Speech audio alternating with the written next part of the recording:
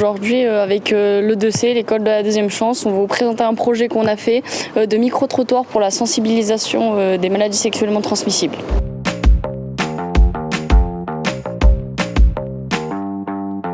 Alors du coup, est-ce que tu sais ce que signifie l'acronyme IST ? Pas spécifiquement, je connais pas les lettres spécifiques. Truc sexuel transmissible. Sexuellement transmissible, mais je me souviens plus de I.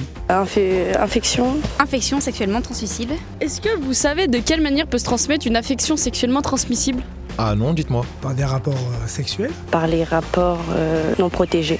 Ou alors autour d'échanges où il n'y a pas forcément pénétration, mais des rapports intimes. Les voies orogénitales, génital-génital, génital-anal. Et c'est tout ? Oui, moi je dirais oui. Alors du coup, il y a aussi par voie sanguine, par le sang et par grossesse notamment. À l'heure actuelle, est-il possible de guérir d'une infection du VIH ? Ouais, mais pas guérir totalement.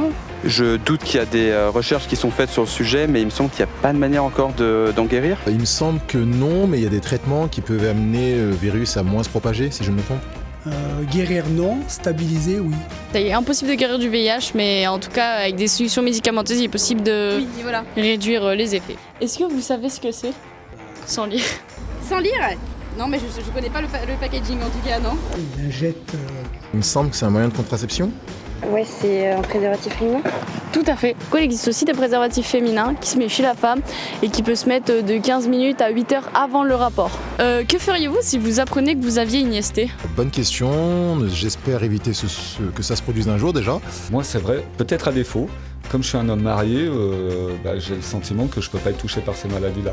Un tout petit peu de honte en mode je vais pas en parler tout autour de moi. C'est vrai que c'est une très bonne question pour être honnête. J'avoue que je paniquerais quand même un petit peu sur le coup. Mais après je sais que c'est ok si je me suis pas protégée, c'est un peu logique. Après, je pense que j'irai quand même me renseigner à une pharmacie ou à une autre enseigne pour voir les démarches à suivre, mais c'est pas rassurant sur le coup. Pour les moins de 26 ans, on peut se faire dépister gratuitement et anonymement en laboratoire directement. En général, les rendez-vous sont assez rapides.